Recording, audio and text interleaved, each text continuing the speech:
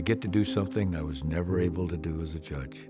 I get to take these new investigators and I get to help them with the attorneys, critique them, try to make them the best witnesses they can so they can give the judge in these type of hearings the information they need to make the right decision about the kids that are involved in these cases. Many times I had a witness and the investigator did a terrible job testifying. And as a judge, I'm a neutral. I can't say you should have been more prepared. I couldn't do anything like that. I had to take the testimony they give me and make the decision and hope I'm making the right decision.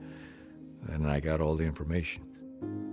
It's really a unique opportunity for these investigators. I usually play the assistant state's attorney, the prosecutor, and so it's my job to present the case, to ask the witnesses the questions, to get the evidence in front of the judge so the judge can make an appropriate ruling. It's important for them to hear that what they're doing makes a difference to the professionals that they're going to be working with. To talk to an attorney and a judge who's sat on that bench.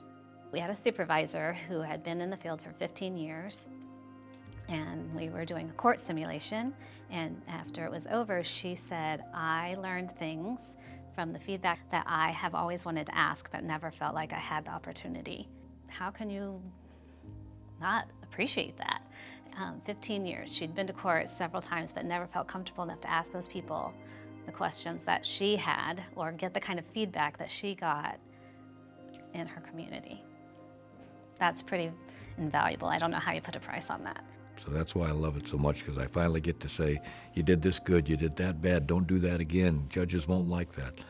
And I think that helps the people become better investigators and better witnesses. It surprises me over and over again, once we get into a simulation, how real it feels, even to me. I try to make it as realistic as possible. I think it's important to look the part. I wear the robe, and to make it feel exactly like it is. So these folks, when they do go to court, they will feel like it wasn't the first time when they really go to court, because they've already been to court. By golly, I'm going to get that evidence presented to the judge, and if I have to go back, 3 different ways to get the witness to understand what I need, that's what we're going to do. We'll have a witness testify, and we'll do the debrief and give them the feedback, and then the next witness won't make the mistake that the first one did, or they'll do things the way we suggested.